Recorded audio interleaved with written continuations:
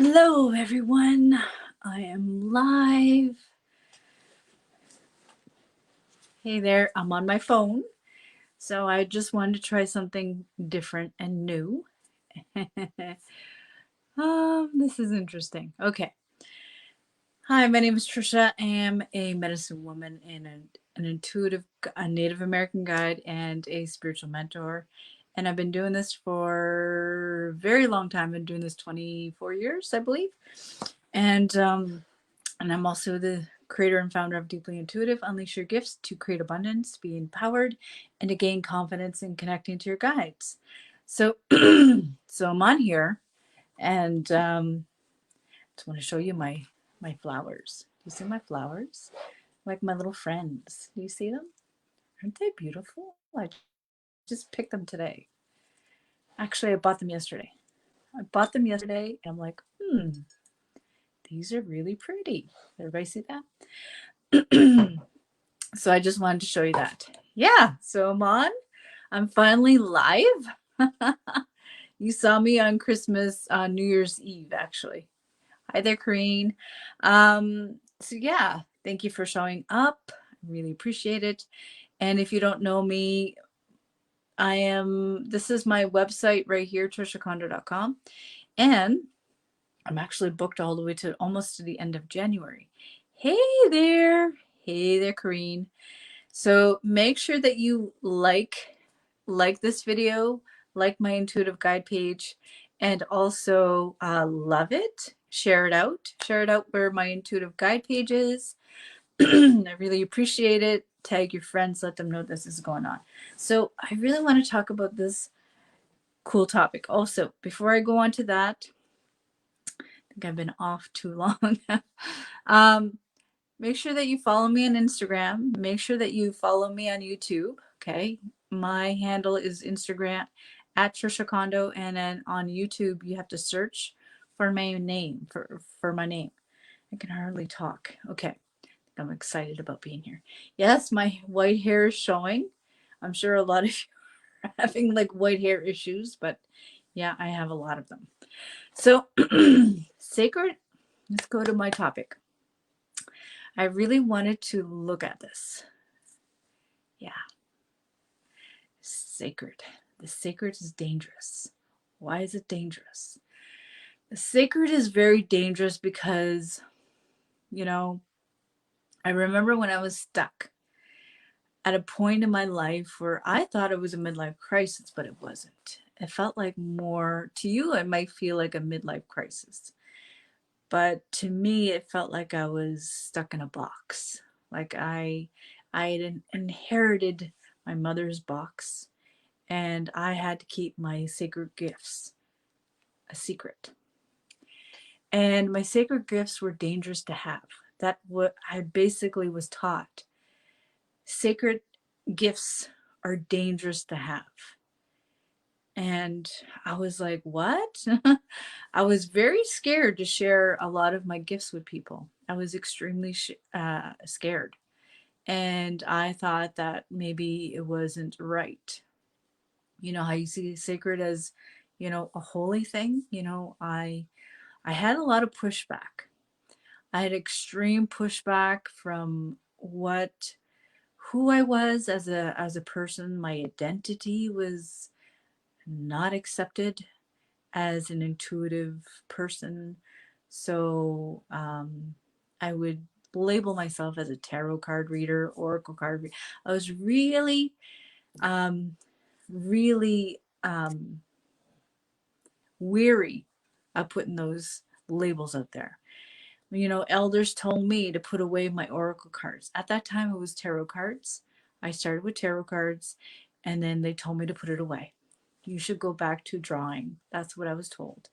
When I went to powwows, I was shamed a lot. I had a lot of elder women go, I remember that. And it was a lot of shaming going on. And I remember one day I just sat back, and a lot of the same reactions I got from elderly women, There were elders in other communities that I went to, and they were shaming me. And it felt like I had to hide myself over and over, hide my secret life, um, hide everything. And so, yeah, I had to hide everything. So, when I had to hide my secret life and hide my true self, that's where things started getting a little bit interesting because I had to hide myself so much, you know. It was really, really interesting. So, I shied away from being a medicine woman, labeling myself as a guide, or I took like neutral titles like reader, healer, or something like that. It was very neutral, and I thought, being sharing my gifts was very dangerous. And so for me, I am a medicine woman. I am a healer, and I'm also a psychic medium. So for me to say those out loud it felt dangerous because, I could see the truth. I can see the truth about people, I could see other people's souls, guides, the other world, the spirit world. And I struggled with coming out to telling people that I would hide my cards, I would hide my crystals, I would hide my sage, and I thought it's wrong to be doing this. It was wrong. Like it really traumatized me a little bit. And hi there, Diana. It really traumatized me. And so I had a lot of struggles when I was close to coming out as an intuitive person, as a medicine woman. I remember a lot of people, you're welcome, Sherry. It was really hard because a lot of people would shame me. And it almost put me back in that box again where my mother was. And I was just like, geez, I can imagine what my mother went through. Am I Native? Yes, I am. I'm Micmac. So I can imagine what my mom went through with hiding her identity at the residential school. And it was just, you know, there's a lot of, oh, you should go get a real job, or you should do this. A lot of shoulds. I heard a lot of shoulds. You're not allowed to be doing that. I heard a lot of that. You don't have permission to do this. I heard that a lot. And that really, I really struggled with my core identity with that. And it was just so traumatic. And I wanted to retreat, and then I wanted to go forward. Then I wanted to retreat and then go forward. And it was just like, I felt like a yo yo, you know, walking between the worlds. It felt very dangerous to me. And so I struggled with my gifts. I was very not very confident, and that really shook my confidence big time. It shook it to the core. And Happy New Year, I had to say. Oh, yeah. These are my mother's dream catchers, by the way. Thank you. So I struggled with my gifts. I really struggled with my gifts because sacred is dangerous, right? And living the sacred life, oof, it's even more dangerous. People have opinions about really strong opinions about what you do. And struggling with my gifts, I was like, should I do this way? Should I do it that way? Should I please this one? Should I please that one? If I do it this way, I'm going to hurt this one. And it was just, I felt like a ping pong, like a yo-yo. Just, what should I do? What should I not do? And it was like, do I feel safe? Do I feel like I am allowed to do this? Is this, I felt unsure sometimes. I was like, right versus wrong. Is this right or wrong? It was just like, I felt, I had doubts. I had so many doubts. People would come to me and make me feel like what I was doing was wrong. and it was really getting in my head. And so I remember when I did this first reading, I when I did my first reading, I remember I brought out my sage. I really brought out my sage, and I had my medicine wheel, and I had my cedar, my sweetgrass, and all that. And then I I had it on my table. I remember having it, and the person looked at me like I was a dangerous person. Like, how dare you do that? And it was just so alarming. Um, in my first reading, someone had told me, "Well, I don't know what you're talking about." I was doing cards. I was doing tarot cards at the time. They're actually right here. My oracle card, my tarot cards. I had them. I had them with me, and I started to do them. And I was so nervous, and I was so doubtful, unsure, and I'm like, "What the hell am I doing?" So I was really nervous, and I would look at the person, and it would really shake me. So I did Celtic Cross back then. And I remember um, I was so off. Even now, I'm getting nervous talking about this. I was so off. And I knew I was meant for this. I was so off, and I wasn't off. I was just damn nervous.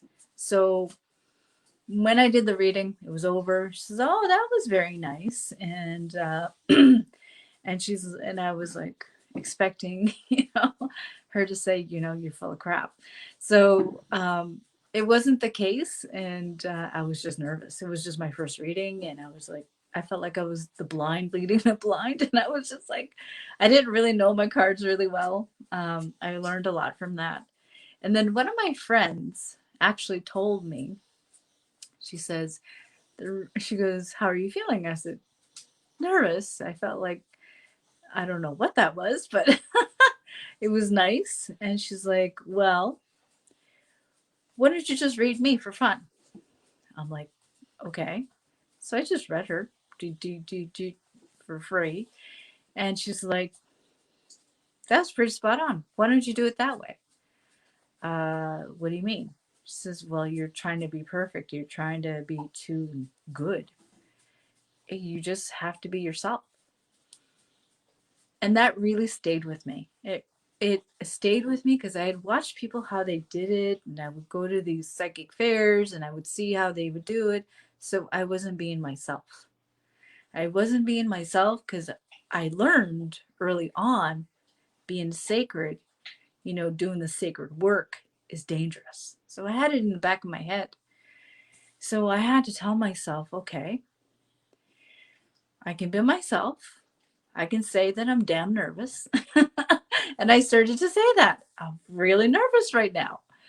And so that whole mindset, secret is dangerous. What you're doing is wrong. What you're doing, you're going to shame the community. You're going to shame the elders. That was also going in my head, you know.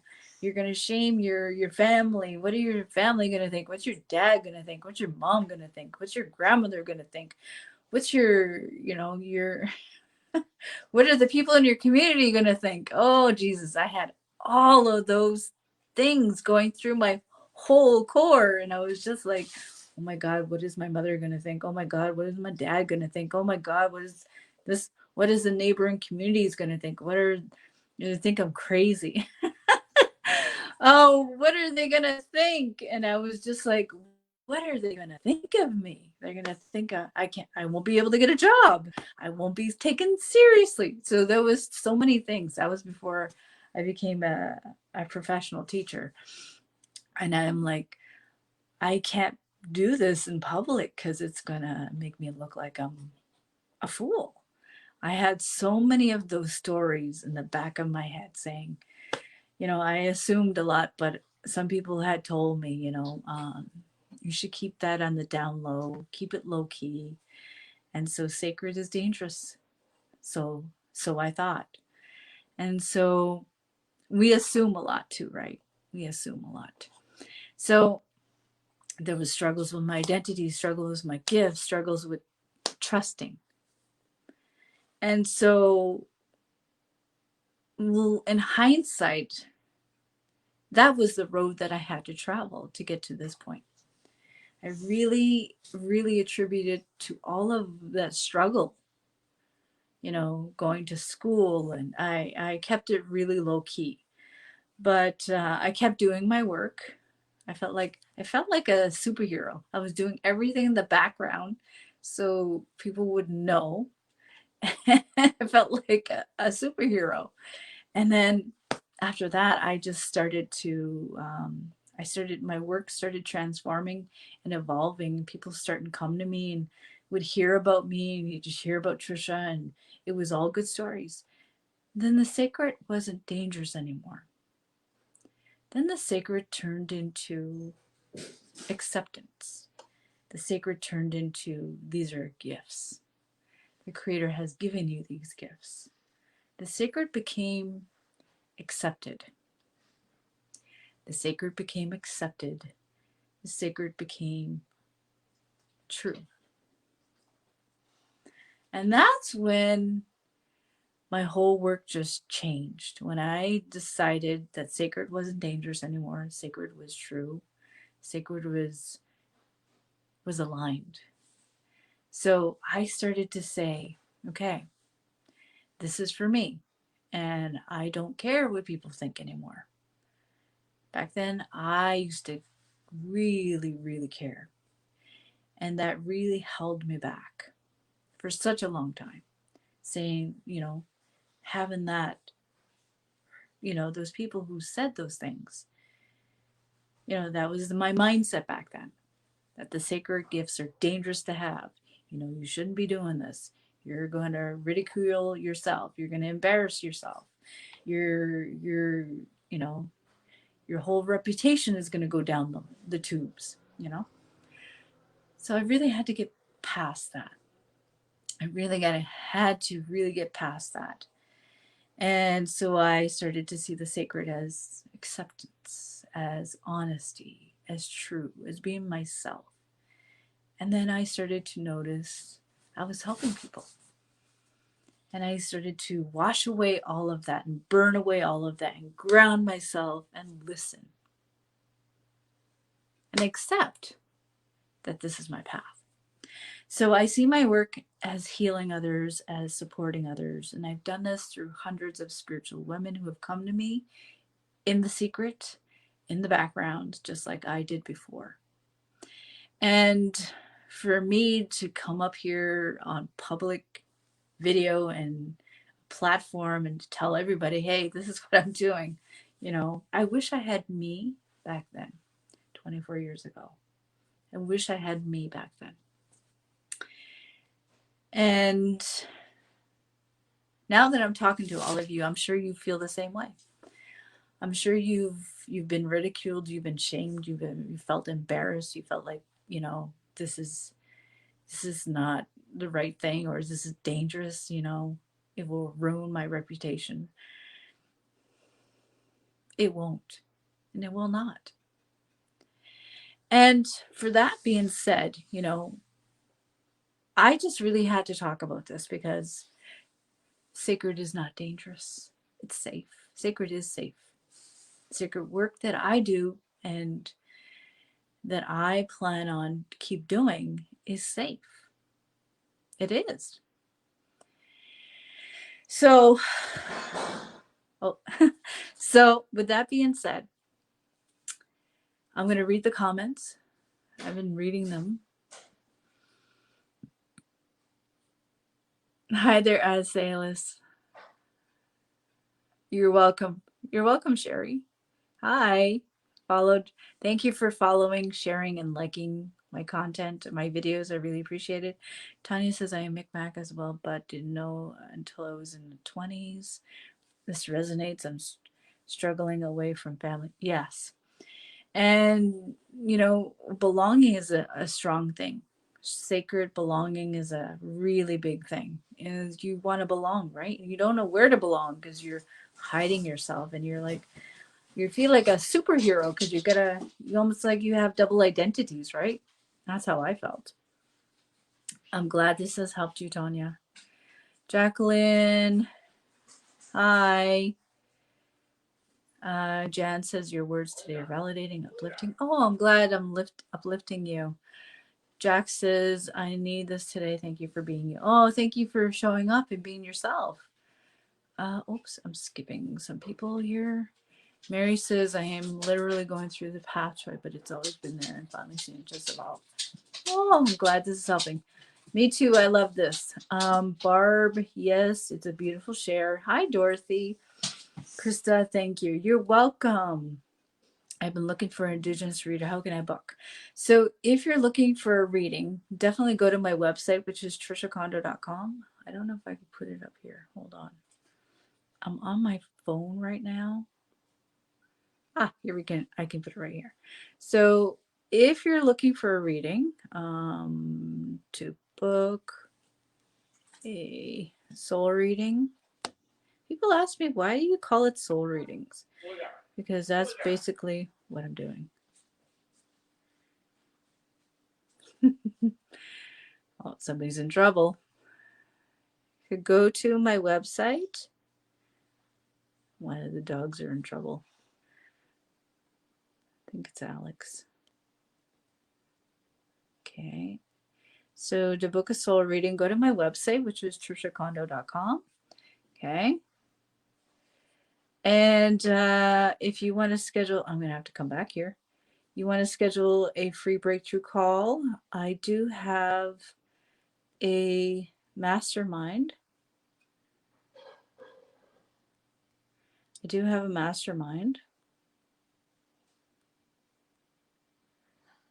Let's see if I can put it in here.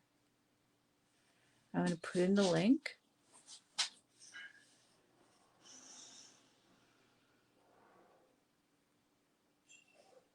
So if I'm not responding, it's because I'm trying to put this up here. Oh.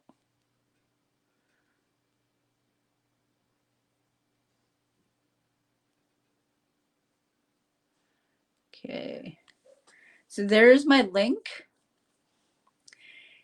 Diana says, where you fit in, I don't know where I fit in. I am stuck in different worlds.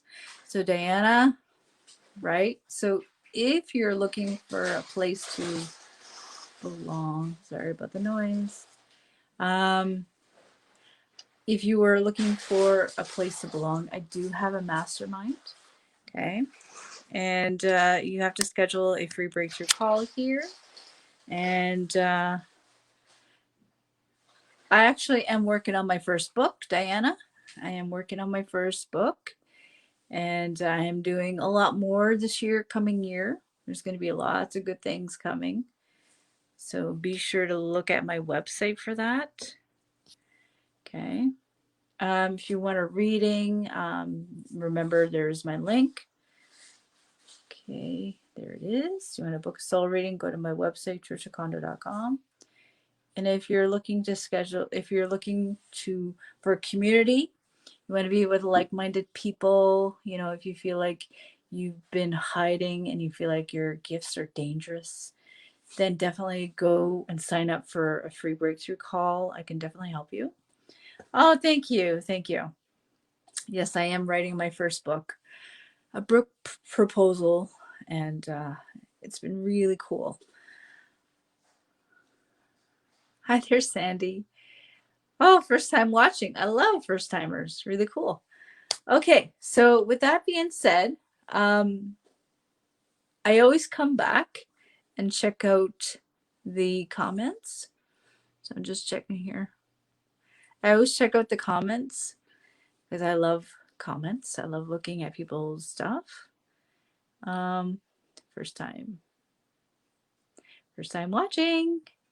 Diana says, congratulations. Yes. Thank you. Oh, that's nice. Beautiful share. Right on. All right. Hey there, Meg. Hey there, Lorraine. My mother's name is Lorraine. Okay, so I'm going to go, but if you want to schedule a free breakthrough call, go ahead. There's the link right here. There's the link, and let's chat. And I just enrolled a new student tonight, actually. She's starting on Friday. So our mastermind calls are every Friday, and it's for 2 hours. So if you want to jump on and you want to belong to a community, definitely schedule a free breakthrough call and see if we're a good fit. And yeah. All right, so I'm going to go, but I wish you all a great night. I'm actually going to go. I don't know if you watched Wonder Woman, but I've watched it like 14 times. I know that's insane, but I watched it 14 times and I'm going to watch it again tonight. All right. I wish you all a great night. And again, Happy New Year. And I will be live this Friday. So that's what I'm going to be doing. I'm going to be live. Okay. So nobody else has any comments. I wish you all a great night now. Abnamotas.